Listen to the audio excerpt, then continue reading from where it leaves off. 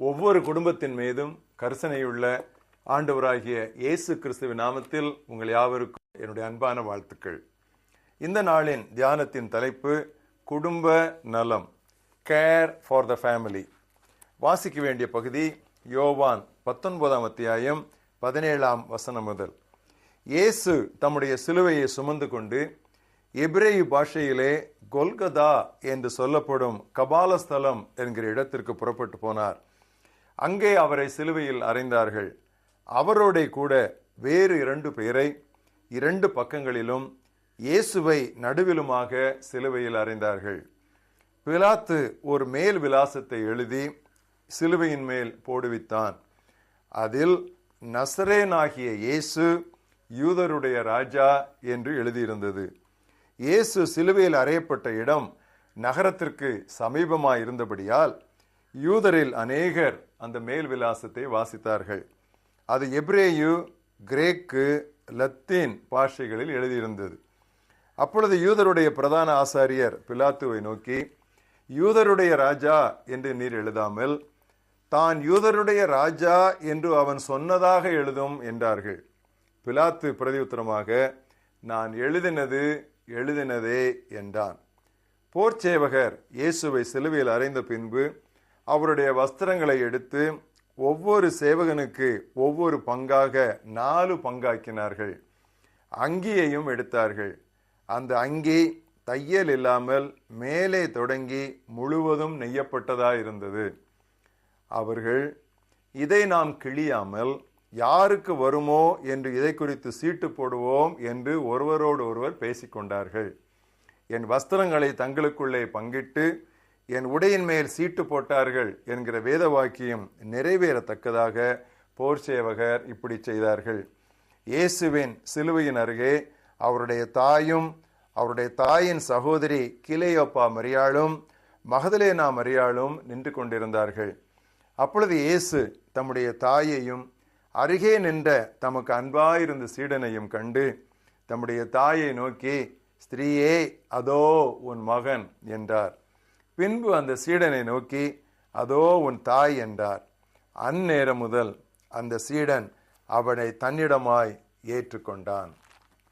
இந்த மனப்பாட வசனம் யோவான் 19 அத்தியாயம் 26, 27. அதோ உன் மகன், அதோ உன் தாய். Behold your son, behold your mother. சிலுவையில் இயேசு மொழிந்த 3ஆம் கூற்று இது.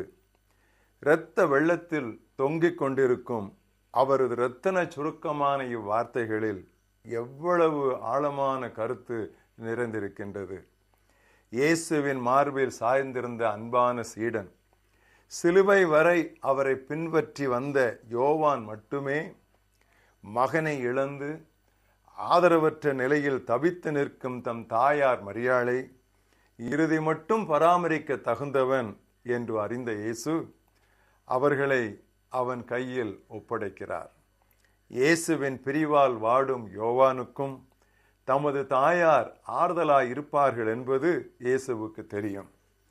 இறைவன் ஒவ்வொரு குடும்பத்தின் மீதும் எவ்வளவாய் கரிசனை கொண்டுள்ளார் என்பதை இக்கூற்று தெளிவாக வெளிப்படுத்துகிறது. குடும்பம்தான் கடவுளின் படைப்பில் அடிப்படையானதாகும். That's the basic unit of creation. குடும்பம் நன்றாயிருந்தால் அயலகம் நன்றாயிருக்கும். அயலகம் நன்றாயிருந்தால் ஊர் நன்றாயிருக்கும். ஊர் நன்றாயிருந்தால் நாடு நன்றாயிருக்கும். நாடுகள் நன்றாயிருந்தால் உலகமே நன்றாயிருக்கும். ஆம், குடும்பம்தான் ஆண்டவருடைய நித்தியமான திட்டம். திருச்சபைக்கும் இன்னொரு பெயர் குடும்பம்தான். விண்ணரசிலும் நாம் குடும்பம் என்றே அழைக்கப்படுவோம். தேவனானவர் நமது தந்தை, நமது அண்ணன், நமது அப்பா. குமாரனானவர் நமது மணமகன். ஆவியானவர் நமது துணையாளர். தேவன் நமது தந்தை, குமாரன் நமது மணமகன், ஆவியானவர் நமது துணையாளர். என்னே குடும்ப உறவு என்று பாருங்கள். ஒரு நபர் கிறிஸ்துவின் மீது விசுவாசம் வைக்கையில் அவர் எவ்வளவாய் அக்குடும்பம் முழுவதும் ரட்சிக்கப்பட விரும்புகிறார் என்பதை நிரூபிக்க வேத சான்றுகள் ஏராளம். நோவாவோடு அவன் குடும்பத்தையும் சேர்த்து ஆண்டவர் ரட்சித்தார். ராகாபோடு அவளுடைய குடும்பத்தையும் காப்பாற்றினார். சகேவின் குடும்பம் முழுவதும் ரட்சிக்கப்பட்டது. இன்றைக்கு இந்த வீட்டுக்கு ரட்சிப்பு வந்தது என்றார் ஆண்டவர். ரட்சிக்கப்பட நான் என்ன செய்ய வேண்டும் என்று அந்த பிலிப்பிய சிறைச்சாலை அதிகாரி ஒருமையில் கேள்வி கேட்டான். நான் என்ன செய்ய வேண்டும் என்று ரட்சிப்பு. அதற்கு வந்த பதில், நீயும் உன் வீட்டாரும் என்று பன்மையில் வந்தது. ஒவ்வொருவருக்கும் தனிப்பட்ட சாக்கியமும் உண்டு, தனிப்பட்ட பொறுப்பும் உண்டு. ஆயினும் ஒரு நபர் கிறிஸ்துவை ஏற்றுக்கொள்ளும் பொழுது கடவுளது பிள்ளை என்கிற முறையில் தனது முழு குடும்பத்திற்கும் ரட்சிப்பை உரிமை பாராட்டி கேட்க வேதத்திலே நிறைய திருவாக்குகள் உண்டு. குடும்பத்தினர் அத்தனை பேரும் சிலுவை அண்டை வர அவன் தன்னால் இயன்ற அத்தனையும் செய்ய வேண்டும். குடும்பம் தான் அவனது முதல் சபையார். அப்பொழுது அப்போஸ்தலர் 16:31, கர்த்தராகிய இயேசு கிறிஸ்துவை விசுவாசி, அப்பொழுது நீயும் உன் வீட்டார் அனைவரும் ரட்சிக்கப்படுவீர்கள் என்கிற வாக்குத்தத்தம் அவனுக்கு பலிக்கும். குழந்தைகளை கிறிஸ்துவிடம் வழிநடத்தும் பொறுப்பு தந்தைக்கும் தாய்க்கும், அடிக்கோடிடுகிறேன், தந்தைக்கும் தாய்க்கும் இருவருக்கும் உண்டு. சொல்லப்போனால் தந்தை மீதுதான் பொறுப்பு அதிகம். என் மகனே, உன் தகப்பன் புத்தியை கேள், உன் தாயின் போதகத்தை தள்ளாதே என்று நீதிமொழிகள் 1:8 வாசிக்கிறோம். இதில் முதலில் வருவது தகப்பன் தானே. ஆபிரகாமை குறித்து, தகப்பனாகிய ஆபிரகாமை குறித்து ஆண்டவர் இவ்விதமாக மெச்சினார். அவன் தன் பிள்ளைகளுக்கும் தனக்கு பின்வரும் தன் வீட்டாருக்கும் கட்டளையிடுவான் என்று அறிந்திருக்கிறேன் என்றார். சொந்த வீட்டில் அவன் நல்ல தந்தையாய் இருந்ததால் அல்லவோ விசுவாச வீட்டார் யாவருக்கும் கடவுள் அவனை தந்தையாக்கினார். கடவுளுக்கு பிரியமானவர்களே, கடவுளுக்கு ஏற்ற குடும்பத்தை கட்டுவதே சாதனைகளிலெல்லாம் சாதனை. அதற்கு எதிரான சோதனைகளில் தோற்றுவிட்டால் காலமெல்லாம் வேதனைதான். மதுரை பொன்னுசாமி ஐயர் அவர்கள் அழகாக ஒரு கீர்த்தனை பாடலை ஏற்றி இருக்கிறார்கள். மலையதின் மேலுள்ள மாளிகையை போலவே மற்றவர்களுக்கு முன்மாதிரியாய் நின்று கலை, உடை, உணவிலும் கல்வி முயற்சியிலும் கர்த்தருக்கேற்ற பரிசுத்த குடும்பமாக கிறிஸ்தவ இல்லறமே சிறந்திட கிருபை செய்வீர் பரனே. அதோ உன் மகன், அதோ உன் தாய். கர்த்தராகிய இயேசு கிறிஸ்துவை விசுவாசியுங்கள், அப்பொழுது நீங்களும் உங்கள் வீட்டார் அனைவரும் ரட்சிக்கப்படுவீர்கள். ஜெபிப்போம்.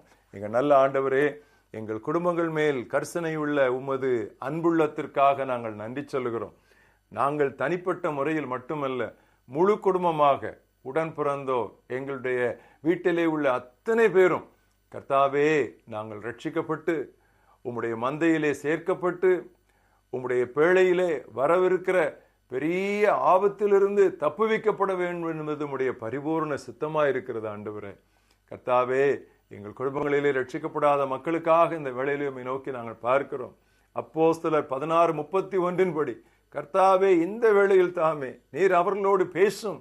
சீக்கிரமாக ஆண்டவரே, நாள் பிந்தி போவதற்கு முன்பதாக அத்தனை பேரும் உள்ளே வந்து விடட்டும். அந்த ஒரு பெரிய பாக்கியத்தை, அந்த ஒரு பெரிய ஆசீர்வாதத்தை கர்த்தாவே நீர் எங்கள் யாவருக்கும் தர வேண்டும் என்று ஜெபிக்கிறோம். நானும் என் வீட்டாருமோ கர்த்தரையே சேவிப்போம் என்று கெம்பீர சத்தத்தோடு நாங்கள் தினமும் முழங்க கர்த்தர் எங்களுக்கு உதவி செய்வீராக. துதி கன மகிமை நீர் எடுத்துக்கொள்ளும். இயேசு கிறிஸ்துவின் நாமத்தில் ஜெபம் கேளும் எங்கள் ஜீவனுள்ள பிதாவே, ஆமென்.